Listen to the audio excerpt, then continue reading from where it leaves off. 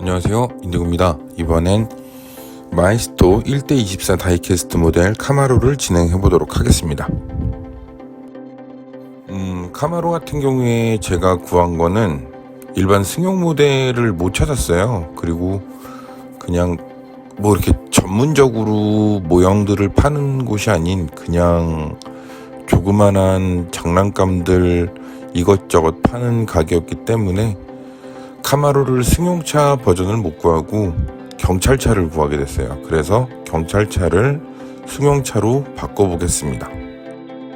일단 카마로 하면은 미국 3대 머슬카잖아요. 그러다 보니 좀 화려하면서 아주 남다른 그런 외형을 한번 만들어 보고 싶었습니다.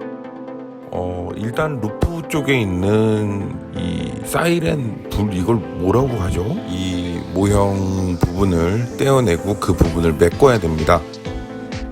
메꾸기 위해서 퍼티로 먼저 홈들을 막아주고 그 홈을 평탄화 시켰습니다. 그리고 평탄화 시켜주면서 아마 대부분 전사를 하게 되면 에나멜 소재로 진행이 되는 걸로 알고 있어요. 에나멜 컬러들을 집어줍니다. 그리고 베이스가 되는 백색 부분은 이게 아마 대부분 다이캐스트 업체에서 다 그럴 거예요. 분체 도장을 진행을 했을 거예요. 분체 도장이 뭐냐면 우리가 지금 붓으로 도색하는 건 페인트 뭐 붓도색이라고 얘기를 하잖아요. 그리고 브러쉬를 쓰는 거는 뭐 이제 대부분 그렇게 사용을 하는데, 분체라는 건 입자들을 그냥 아주 고운 가루들을 뿌려주는 거예요. 뿌려주면 이 바디에 살며시 앉아있는 상태에서 그 상태로 그냥 열로 굽게 되면 이 페인트 도료들이 안료라고 해야 될까요? 그것들이 녹으면서 바디에 착 달라붙는 걸 분체 도장이라고 얘기를 합니다. 대부분 분체 도장으로 진행이 되기 때문에 리무버를 쓰는 것도 좋습니다. 근데 저 같은 경우에는 이 냄새가 너무 리무버가 세다 보니까 그냥 그거보단 좀 덜 센 아예 세정신라에다가 바디 자체를 그냥 담궈 놓고 그 페인트를 녹이는 그런 식으로 작업을 합니다. 다 도막을 벗겨낸 후에 베이스가 되는 그냥 밑색 서페이서를 올려주고 그 위에 백색을 도포해줬습니다. 이제 준비 작업은 끝났고요. 이제 본격적인 도색을 진행해 보도록 하겠습니다. 제가 요번에 커스텀하는 차량의 포인트는 골드 컬러입니다. 골드 컬러 같은 경우에는 외부에서 이미 시중에 판매되고 있는 컬러를 사용을 하진 않아요. 저 같은 경우에는 아예 조색을 해서 도색을 하는 편입니다. 이유는 왜 그러냐면, 저 같은 경우에는 조색을 하는 이유가, 예를 들어 외부에서 파는 컬러들을 뭐 똑같은 걸 사서 썼다. 근데 만약에 그냥 캔 스프레이 있잖아요. 캔 스프레이를 사용을 했다. 근데 어떤 거는 캔 스프레이에 가스가 많이 들어있는데 어떤 거는 분사할 때 가스를 좀 덜 분사했다. 그렇게 되면 도막의 차이도 있고 색상 차이도 있습니다. 그렇기 때문에 저는 아예 그냥 가루로 동일하게 만들어서 쓸 수 있게끔 제가 메모만 잘해놓으면 되는 거기 때문에 저는 조색을 해서 사용을 하고 있습니다. 패턴의 지그는 아트지님이 도움을 주셨습니다. 아트지님이 항상 이야기를 하세요. 저한테 자꾸 이렇게 하지 말라고, 힘들다고. 하지만 저는 이게 좋은 건 어쩌겠습니까? 그래도 벌써 7년째 도움 주시고 계신 거 정말 감사하게 생각하고 있습니다. 패턴을 보시면 아시겠지만 최대한 폭은 1.5mm를 넘기지 않으려고 했습니다. 그리고 최대한 반복적이고 연속성이 있게끔 그렇게 진행을 하다 보니 도움을 주셔서 제가 직접 받았을 땐 이거 뜯는 것도 문제더라고요. 제가 한 4일 동안 뜯었을 겁니다. 뜯는 영상 같은 경우, 그리고 제가 요번에 영상 같은 경우는 좀 더 빠르게 진행을 했는데 지금 배속은 64배속입니다. 제가 뜯는 걸 보신 분들 중에 이렇게 말씀하신 분들이 계셨어요. 왜 굳이 이렇게까지 하냐, 데칼로 붙이면 편할 것을. 네, 편합니다. 근데 저는 생각이 조금 틀려요.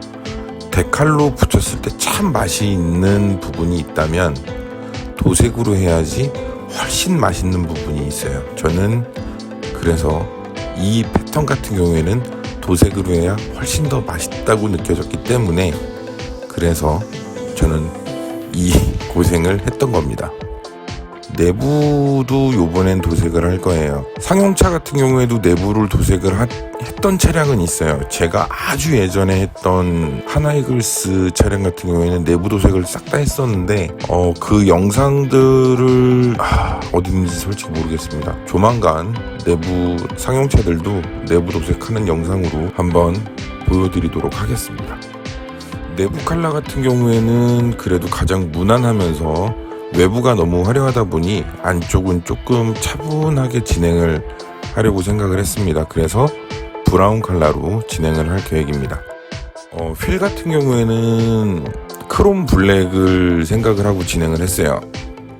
엔진룸 같은 경우에는 크롬을 많이 쓰고 그 다음에 크롬 위에 캔디 레드를 사용을 했습니다. 좀 더 정열적이고 차라리 골드를 집어넣어 볼까 했었는데 아직까지 엔진룸 커스텀 중에 골드를 넣은 차량들은 제가 못 봤어요. 그렇기 때문에 골드는 차차 다음번에 한번 해보고 요번엔 좀 더 강렬하게 레드로 진행을 해봤습니다. 자, 이제 본격적으로 외장을 커스텀 하도록 하겠습니다.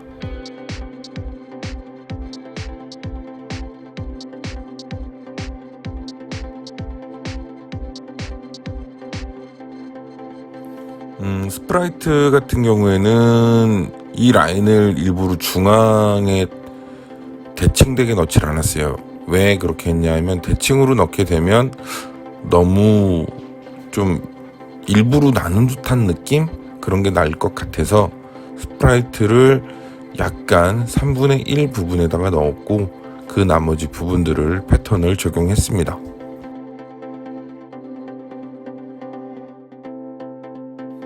패턴 같은 경우에 일단 다 연결이 돼야 된다는 저는 생각이 있었어요. 그렇기 때문에 여태까지 띄워놓은 게 좀 아쉽긴 하지만 그 부분들을 좀 많이 과감하게 삭제를 시킨다 하더라도 같이 면이 연결되게끔 그렇게 진행을 했습니다. 이거를 작업을 하다 봤는데 흰색도 나름 괜찮을 것 같아요. 다음번에는 흰색도 한번, 물론 패턴은 바뀌겠죠. 하지만 흰색도 한번 해보는 것도 재미있을 것 같아요. 그리고 몇몇 분들이 이 영상을 보시다가 반지가 너무 튄다고 하시는데요. 이거 돈 벌었다고 그러시는데 아니에요. 이거 저희 아버지 유품입니다. 그래서 지니고 있고 싶어서 하는 거니까 너무 이렇게 야, 얘 돈 벌었나 보다 뭐 이런 식으로 보지 말아주세요. 자, 이제 끝나갑니다. 포인트를 확 잡아줄 수 있는 블랙 컬러를 올려줍니다. 자, 이제 블랙을 올리는데요. 블랙 같은 경우에는 제가 항상 블랙을 올릴 때는 촉촉하게 올려야 된다라고 말씀을 드렸었어요. 근데 요번 같은 경우에는 블랙은 촉촉하지 않게 2번을 작업해야 되기 때문에 한 번은 색감을 어느 정도 잡아준다는 느낌으로, 그리고 건조가 된 후에 그 후에다 한 번 더 올릴 때는 아까보단 조금 더 연하게 그렇게 잡아준다는 느낌으로 진행을 해줘야 됩니다. 이렇게 진행을 하는 이유가 나중에 건조가 돼서 이 지그들을 떼어낼 때 굉장히 좀 촉촉하게 올라가게 되거나 아니면 좀 양이 많게 올라갔을 경우에는 이 지그 페인트들이 같이 떨어질 수 있는 위험이 있어요. 왜냐하면 지그를 올리고 나서 샌딩을 한번 해줘야 되지만 면이 너무 적고 또 이게 실제 차량이 아니다 보니까 그런 공정을 좀 무시하는 경향이 있거든요. 이 차량 같은 경우에도 저도 그 샌딩 과정은 삭제를 하고 진행을 했기 때문에 꼭 이번 거는 촉촉하게 광나는 것처럼 올리지 않고 2번 그냥 잡아준다, 이런 느낌으로 도색을 해줘야 됩니다. 지그들도 다 떼어내고 제대로 잘 나온 것 같습니다. 이제는 내부 도색 투톤을 위해서 마스킹을 해보도록 하겠습니다. 면만 잘 잡으면 어려운 부분이 없기 때문에 쉽게 진행할 수 있습니다. 휠 블랙 크롬에다가는 골드 데칼을 한번 넣어봤어요. 일단 가운데 부분 원래 포인트로만 그냥 가운데 중심만 골드 컬러로 도색을 할까도 생각을 했었는데 이게 시뮬레이션을 해봤을 때 되게 촌스럽더라고요. 그래서 어차피 스프라이트를 올려준 만큼 요번에는 곡선 없이 모든 걸 다 직선으로만 진행을 해볼까 합니다. 겉에를 좀 많이 위쪽을 패턴을 신경을 쓴 만큼 모든 색깔은 다 통일을 주는 게 패턴 포인트가 확실하게 살 수 있지 않을까라는 생각이 들어서 휠도 검정으로 진행했습니다. 은은한 브라운 컬러를 올려주고 그 위에 검정처럼 보이지만 진한 인디고 컬러를 올려줬어요. 인디고 컬러 같은 경우에 블루 계열이다 보니까 이게 따뜻한 색에 따뜻한 색을 넣게 되면 좀 더워 보일 수 있겠다는 생각에 검정을 넣게 되면 좀 촌스러운 느낌이 많이 드는 것 같았어요. 그래서 이번에는 블루 컬러에 검정을 좀 많이 첨가한 어두운 인디고 컬러로 진행을 했습니다.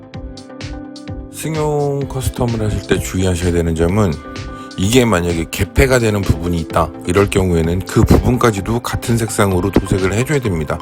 만약에 그렇지 않을 경우에는 개폐를 했을 경우에 그 부분만 덜 마감이 된 것처럼 보이기 때문에 반드시 개폐 부분은 마감 처리를 확실하게 해줘야 좀 더 완성도 높은 커스텀을 완성할 수 있습니다. 데칼들을 붙여줄 건데요. 카마로 로고, 그 다음에 카마로 엠블렘, 그 다음에 기타 마크들 같은 경우에는 역시 이것도 아트즈님이 도움을 주셨습니다. 백색 인쇄할 수 있는 곳이 많지 않아요. 그래서 저는 벌써 7년 가까이 됐죠. 근데 항상 신경 써주시고 잘 대해주셔서 고맙게 생각하고 있습니다. 이제 클리어를 한번 올려줍니다. 클리어를 한번 올려준 후에 800방부터 1200방까지 한번 사포로 다 갈아내줍니다. 갈아내주는 이유는 제가 아까도 말씀드렸듯 골드 컬러를 올리고 그 위에 색깔을 올렸기 때문에 아무리 색깔을 연하게 뿌리고 깨끗하게 작업을 했다 하더라도 굴곡 턱이 있습니다. 페인트 턱이 아주 연하게 아주 굉장히 미세한 차이로 살짝 이렇게 도색한 거를 만져보게 되면 턱이 이렇게 만져지실 거예요. 그런 부분을 잡아줘야 되기 때문에 1200방까지 사포로 면을 다듬어주고 한 번 더 클리어를 올려줍니다. 한 번 더 클리어를 올린 후에 다시 한번 1000방에서 2000방까지 사포로 연마를 해줍니다. 이번에 이렇게 연마를 해주는 이유는 덜 잡힌 표면도 정리를 해줄 겸 또 잡티들이 남아있는지 그런 것들을 보기 위한 다듬어주는 과정이라고 생각하시면 됩니다. 마지막 도표가 끝났고요. 이제는 2000방에서 4000방까지 연마를 해줍니다. 왜 4000방까지 연마를 해주냐? 광을 위한 것도 있지만 아주 미세한 잡티들 같은 경우에는 나중에 보여요. 저 같은 경우에는 클리어를 올리고 마지막에 코팅제를 올리기 때문에 코팅제를 올릴 때 그 미세한 먼지들이 보이게 됩니다. 그래서 그 부분들을 잡기 위해서 4000방까지 작업을 해줍니다. 자, 코팅제까지 마무리되었습니다. 어떤가요? 보시기에 광이 확실하게 보여지나요? 이제 마지막 한 단계 남았습니다. 저 같은 경우에 이번 영상에서는 빠져있는데 광택포에다가 광택약을 한번 발라주는 게 훨씬 좋습니다. 흔히들 오토킷 만지시는 분들은 이게 빨간 뚜껑, 파란 뚜껑, 흰 뚜껑 많이 사용하실 거예요. 근데 저는 그걸 사용하지 않고 실제 차량용 왁스를 사용하고 있습니다. 어떤 차이가 있냐면 둘 다 동일해요. 이게 광을 내주기 위함인데 저는 차량용을 쓰는 게 어차피 제가 쓴 페인트들은 다 차량에 특화되어 있는 페인트들이기 때문에 차량용 왁스를 쓰는 게 저는 더 모형에 도움이 되는 것 같아서 차량용 왁스를 사용하고 있습니다. 자, 이제 조립을 하고 있는데요.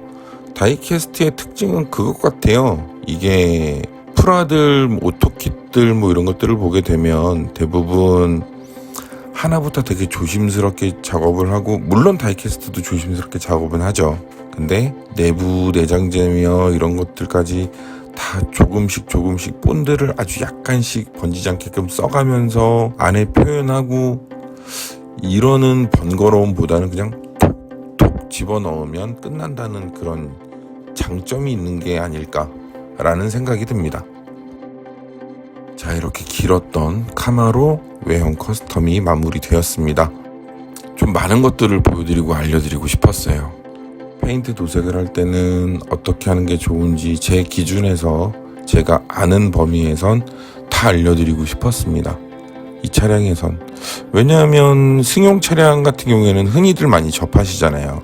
그러다 보니까 상용 차량보다는 좀 더 친숙하실 거고, 그러면 그 부분에서는 많이 관심이 없는 버스보다는 그래도 관심 분야에 속해 있는 승용 차량으로 설명을 하는 게 좀 더 좋지 않을까 하는 생각에 좀 오랜 시간 처음부터 끝까지를 보여드린 것 같습니다. 자, 오늘도 즐거운 하루 되시고요. 다음번에 또 재미난 영상으로 찾아뵙도록 하겠습니다. 지금까지 시청해주셔서 감사합니다. 저는 인디고였습니다.